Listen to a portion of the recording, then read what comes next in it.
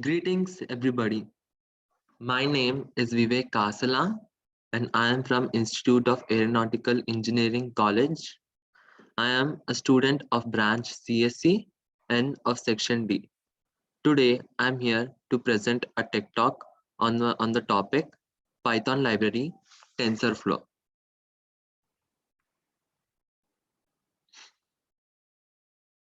Moving on to the next slide, contents. So this topic has a total of 12 subtopics. Now we are going to have a glance through all over this 12 subtopics one by one. So the first subtopic is what is TensorFlow. The second subtopic is founder of TensorFlow. The third subtopic is your first examples in TensorFlow. The fourth subtopic is what are tensors. The fifth subtopic is shape or dimension. The sixth subtopic is graph. The seventh subtopic is creating a graph and running it in a session. The eighth subtopic is operators. The ninth subtopic is type. The 10th subtopic, which is subcategorized as A, is computation with TensorFlow. The 10th B subtopic is getting started with TensorFlow basics. The 10th C subtopic is how calculations work in TensorFlow. The 11th subtopic is uses of TensorFlow. And the 12th subtopic is why is TensorFlow so popular?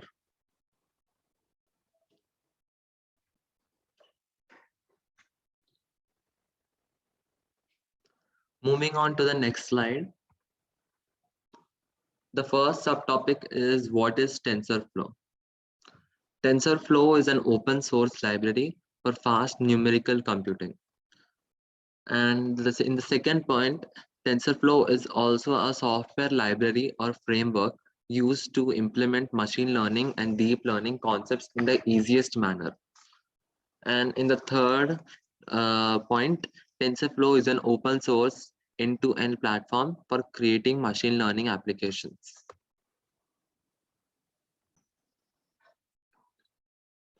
So in simple and short words, TensorFlow is an open source and a software library used in machine learning and deep learning and numerical computing, which allows all this to be done in an easy manner.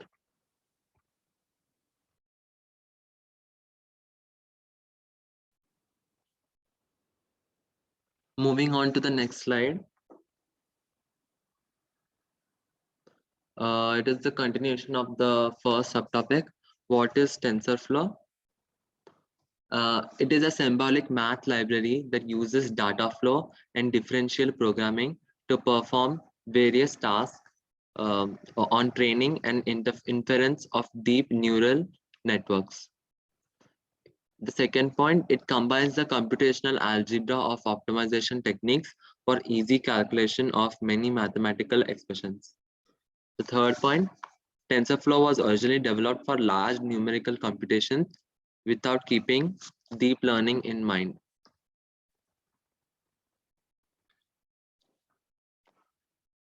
So in short words, it can be explained as TensorFlow uses data flow to perform various tasks, and it combines computational algebra for easy calculation of mathematical expressions. It was originally made for large numerical computations, ignoring deep learning.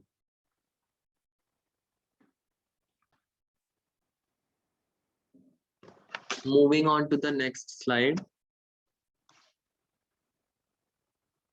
It is the continuation of the first subtopic. What is TensorFlow?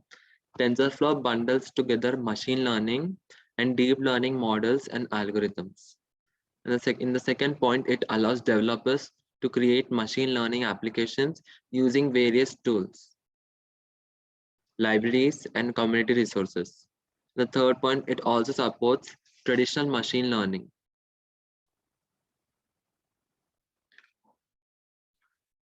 So in simple and short words, it can be explained as TensorFlow makes use of machine learning, deep learning models, and algorithms all together.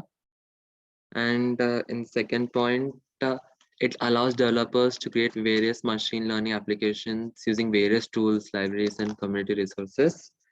And third point, it also helps in the development of traditional machine learning.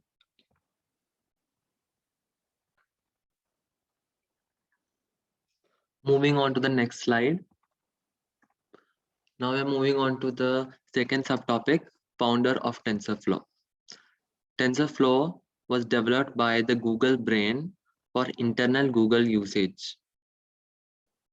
It was created and is maintained by Google and released under the Apache 2.0 open source license. However, it proved to be very useful for deep learning development as well, and therefore Google open sourced it.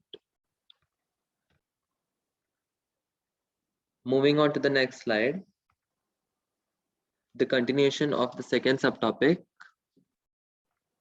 founder of TensorFlow. TensorFlow provides a Python API as well as C++, Haskell, Java, Go, and Rust APIs. It uses Python as a convenient front end and runs it efficiently in optimized C++. The third point, currently the most famous deep learning library in the world is Google's TensorFlow. Fourth point, Google product uses machine learning in all of its products to improve the search engine, translation, image captioning, or recommendation.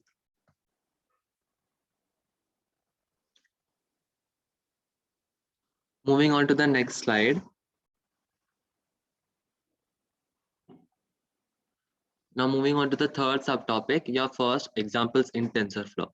Computation is described in terms of data flow and operations in the structure of a directed graph. Nodes. Nodes perform computation and have 0 or more inputs and outputs. Data that moves between nodes are known as tensors, which are multidimensional arrays of real values.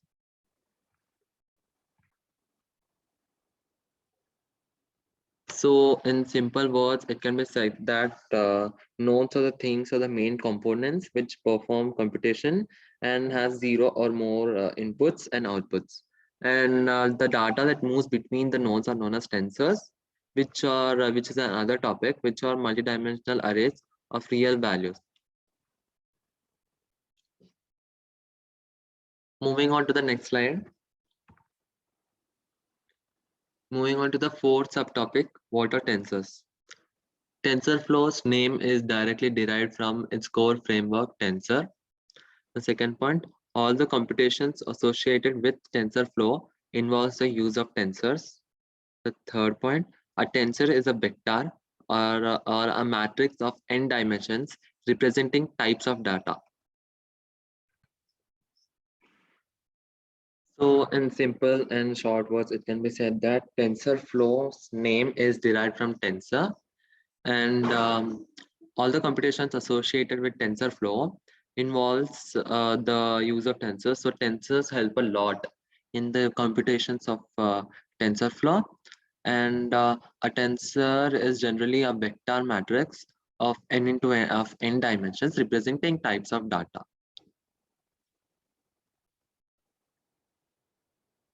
Moving on to the next slide. The continuation of what are tensors. So tensor is a generalization of vectors and matrices of potentially higher dimensions. Arrays of data with varying dimensions and ranks that are fed as input to the neural network are called tensors.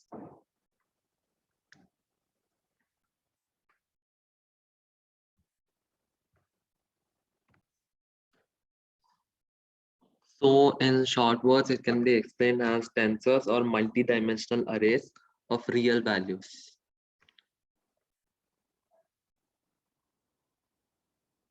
So now moving on to the next slide. Moving on to the fifth subtopic, shape or dimension.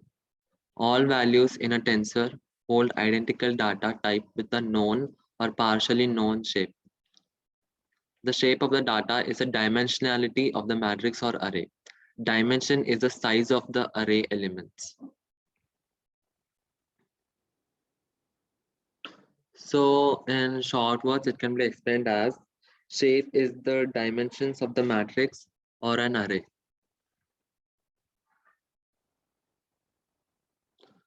Moving on to the next slide.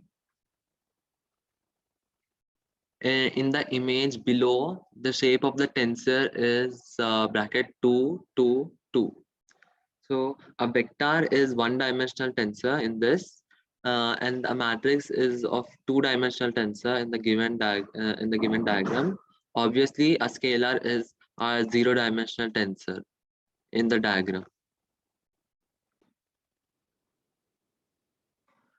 Moving on to the next slide.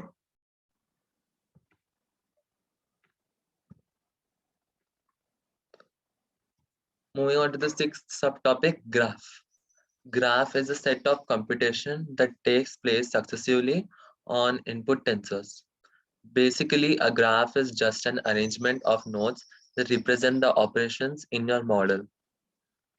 A tensor can be originated from the input data or the result of a computation.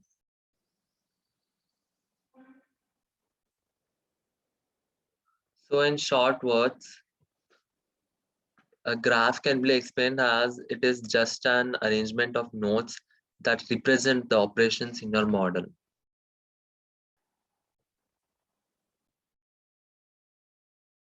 Moving on to the next slide.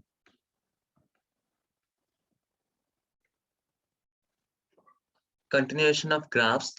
In TensorFlow, all the operations are conducted inside a graph. The graph is a set of computation that takes place successively. Each operation is called an op node and are connected to each other. The third point, the graph outlines the ops and connections between the nodes. However, it does not display the values. The edge of the nodes is the tensor, i.e. a way to populate the operation with data. So in simple words, this can be explained as basically a graph plays an essential role as all the operations are done inside a graph, and the graph is a set of computation that takes place successively. So each operation is called an op node and are connected to each other. So the graph outlines the ops and connections between the nodes, but it does not displace the values.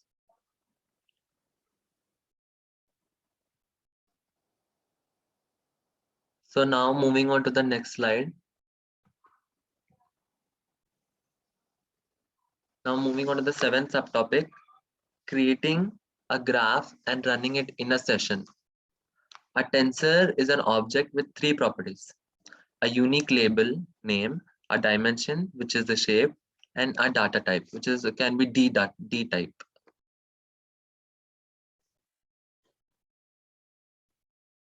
So in simple words, it can be said that a tensor has three properties: a unique label, which is the name, a dimension, and a data type.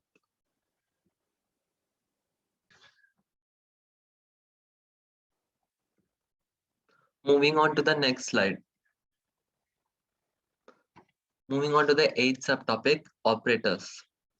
Operators are predefined basic mathematical operations. Example, TF add brackets a comma b bracket closed, or TF subtract dot subtract brackets a comma b close bracket. So these mathematical operations can be used for adding and subtracting two variables. TensorFlow allows users to define custom operators. Example, increment by 5, which is an advanced used case and out of scope for this article.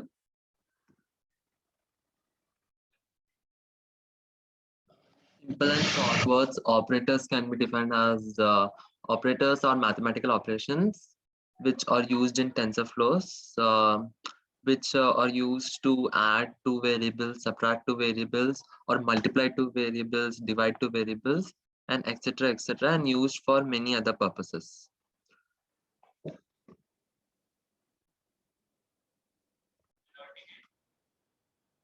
Moving on to the next slide, the ninth subtopic, which is the type. Type represents the kind of data. It can be integers, strings, floating point values, or etc. So all values in a tensor hold identical data type. Now, the table given below can be used extensively while operating in TensorFlow.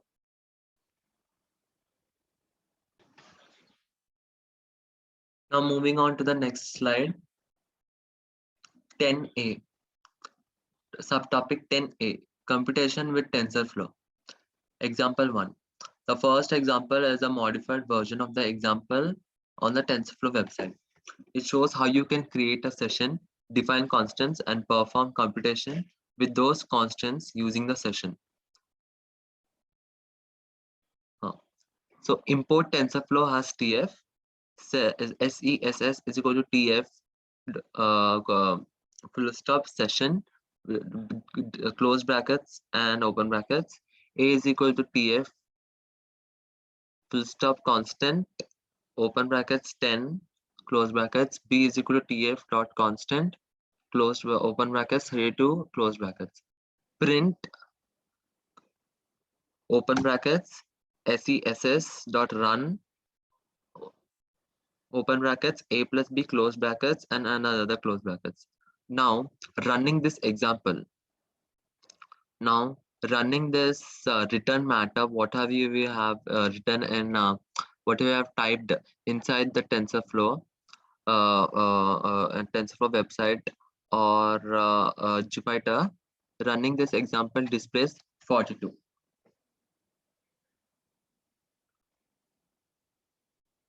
So in simple words, we can see that A has been assigned the value 10 and B has been assigned the value as 32. And in TensorFlow, in the language, in the TensorFlow language that we have written here, it is being said that we have to print the addition of A and B. So after running this program, 42 appears.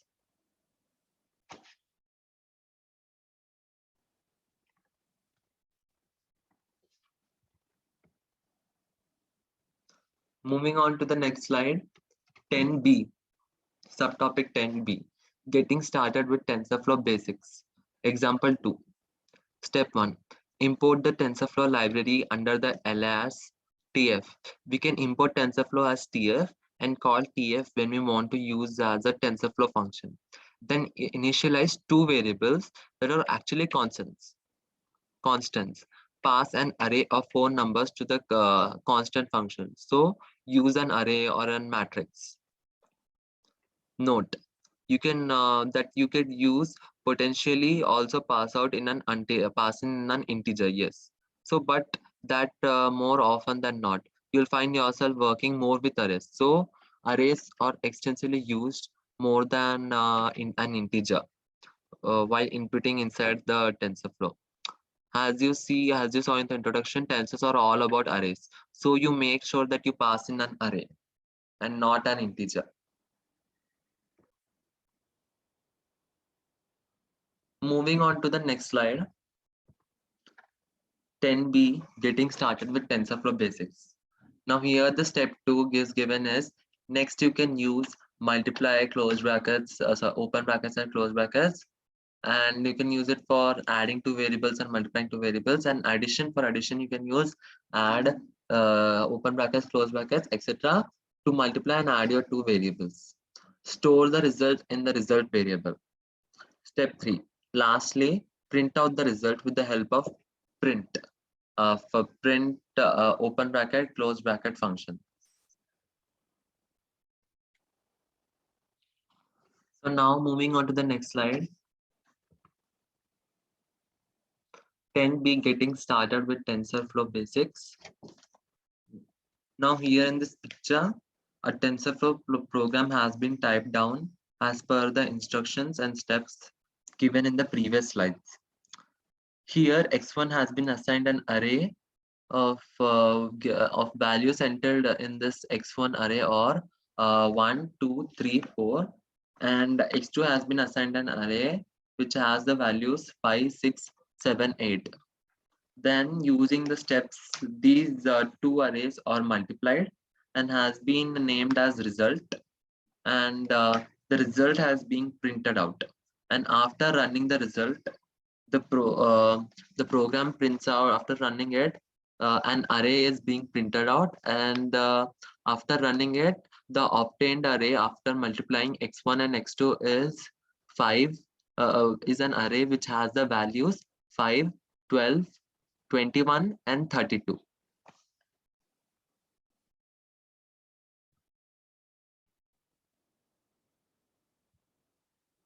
So now moving on to the next slide. 10C subtopic, how calculations work in TensorFlow. Example 3. Let's practice the elementary workflow of TensorFlow with simple TensorFlow examples. Let's create a computational graph that multiplies two numbers together. During the example, we will multiply x1 and x2 together. Moving on to the next slide. 10C, how calculations work in TensorFlow. TensorFlow will create a node to connect the operation.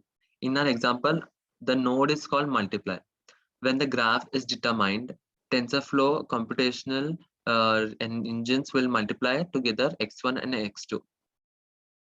Finally, we will run a TensorFlow session that will run the computational graph with the values of x1 and x2 and print out the result of multiplication.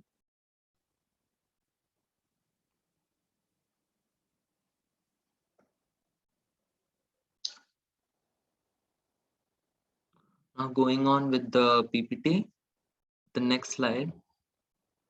Step 1, define the variable. When we create a placeholder node, we have to pass in the data type. We'll be adding numbers here, so we can use a floating point data type. Let's use tf full stop float 32. We also need to give this node a name. This name will be this name will show up when we look at the graphical visualizations of model. Let's name this node x1 by passing in a parameter called name with the value of x1, and let's define x2 the same way.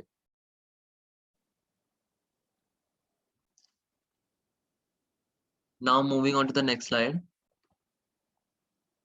Step 2, define the computation. Here we can see in this diagram, through this following all these instructions, we have to compute a TensorFlow program. Now we can define the node that does the multiplication operation. In TensorFlow, we can do this by creating TF full stop multiply node.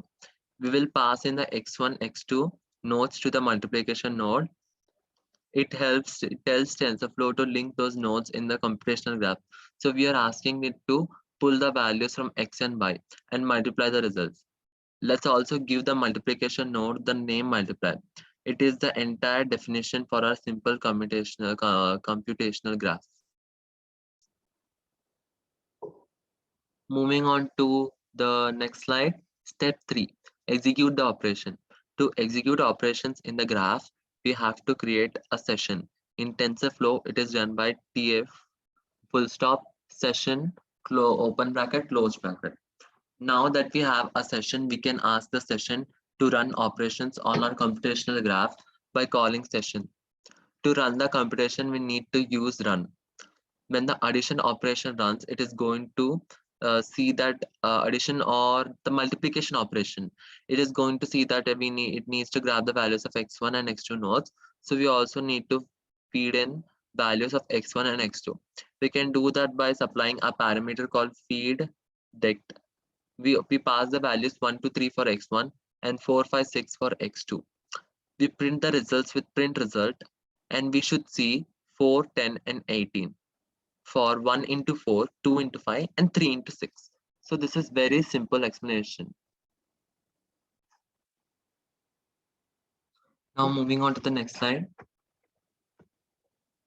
Now here we can see in step 3, which is executing the program operation, and this diagram in this picture, you can see the node here. The node is multiply, which multiplies x1 and x2, and a floating data type is used, that is tf full stop flow 32, and x1 has been given an array of values 1, 2, and 3, and x2 has been given a array of values 4, 5, and 6.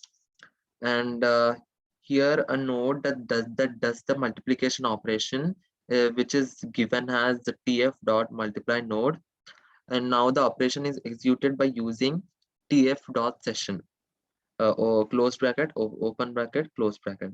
After running the result which comes after running the program is 4, 10, 18, as 1 into 4 and 2 into 5 and 3 into 6 is being, or the operation is being done, and the result comes out as an array which has values 4, 10, 18.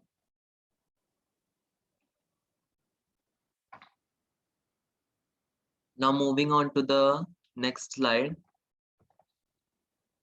the 11th subtopic, uses of TensorFlow. So your TensorFlow is used in voice and sound recognition. It is also used in text-based applications. Is used in image recognition. It is also used in video detection. It is used in time series. TensorFlow finds a role to play in text-based applications, voice research, and many more. It is also used in DeepFace, Facebook's image recognition system. It is used by Apple's Siri for voice recognition.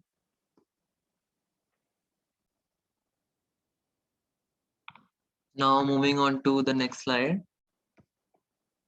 The 12th subtopic, why is TensorFlow so popular? TensorFlow is well documented and includes plenty of machine learning libraries. It offers a few important functionalities and methods for the same. TensorFlow is also called as a Google product. It includes a variety of machine learning and deep learning algorithms. TensorFlow can train and run deep neural networks. The hand digit classification is also used for hand digit classification image recognition, which is very popular.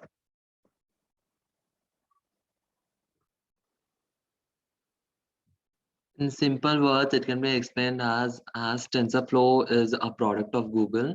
Therefore, TensorFlow becomes very popular among different people, and it becomes very famous in this new developing generation. I really hope you guys have gained valuable information and knowledge through my deep explanation and my thorough explanation of my tech talk on the topic Python library TensorFlow. Thank you.